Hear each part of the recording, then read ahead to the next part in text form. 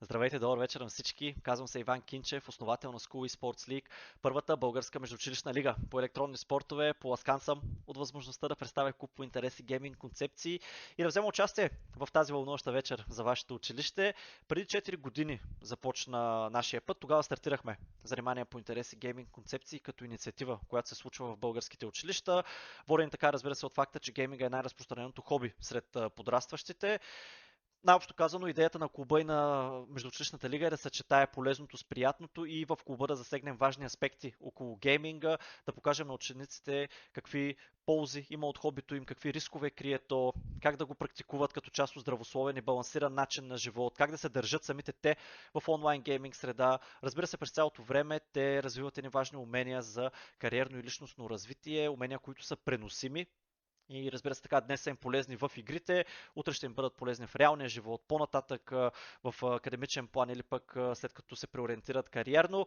Говорим си и за това, разбира се, с тях, показваме им какви кариерни пътища има пред тях, тъй като, разбира се, тях ги влечат най-атрактивните кариерни опции, свързани с електронни спортове, и това са играч, треньор, стример, разбира се, но гейминг индустрията е една много широка индустрия и пътища, различни кариерни има пред тях в зависимост от това кой какви интереси, кой какви качества има. Давам няколко примера. Мога да работя, да кажем, нещо свързано с програмиране, с гейм девелопмент, с видеография, композиране на музика, дори ако щете, хора, които организират събития, занимават се с маркетинг, също са част от гейминг индустрията, юристи, така че наистина много пътища има пред тях и се опитваме също да им ги покажем.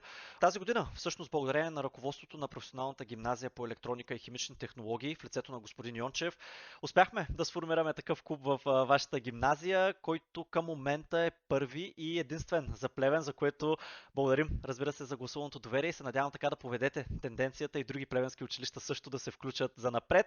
При вас се сформираха два отбора, един League of Legends състав и един отбор по Counter-Strike 2. Разбира се, с подкрепата на госпожа Трифонова, която е ръководител на клуба, се случва всичко това. Искам тук да и благодаря на нея също лично за цялата всеотдайност, за всички усилия и време, което отделя за клуба. Гледа всеки мач на момчетата, минава през всички турбуленции, през които те минават, преживява емоциите с тях и наистина дава тая менторска подкрепа, която учител трябва да дава към своите ученици, така че наистина големи благодарности и за нея.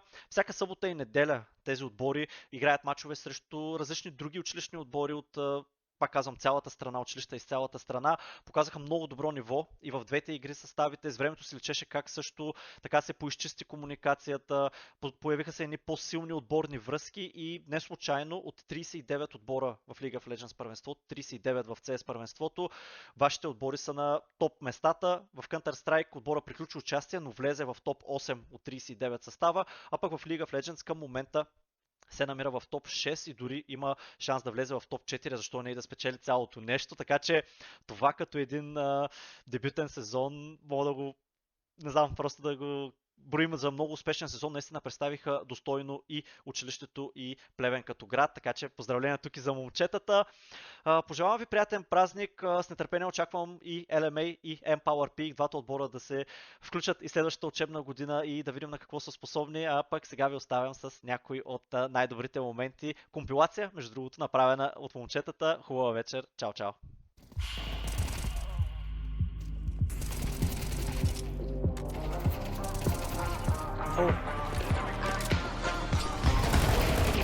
Shadows fall over my heart. I black out the moon. Четвъртото изглежда солидна, нека да видим какво ще направи Марио. Тук страхотен даблкил за него, Марио с трети. Не е свършил, Марио четвърти. Последната си дума, Виксата.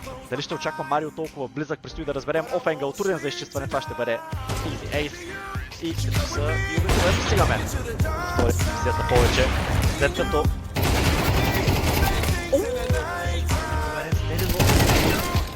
успя дори да спечели дуела с Тейли тук. Степа в ключов момент. Новото попълнение, след като Марио довърши първия. Тилтен, 1-2, на много малко HP, тук е Киро Брейка. Тилтен вани в...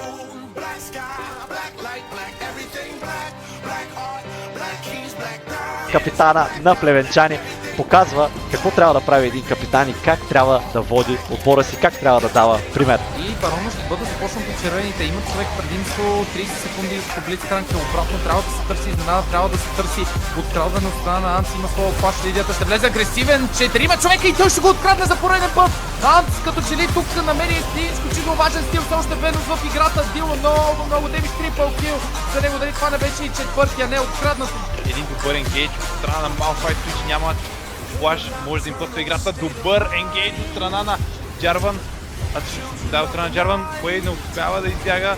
Демидж е огромен, но нямат демидж. Twitch, виж откъде вкарва демидж. През цялата стена своя ултимейт, трипъл кил, квадра кил. Квадракил, Искат да му оставят пентата. Искат да му оставят пентата. Ще я вземе, няма къде да бяга. Слонате, пентакил за Venom, показан и демонстриран.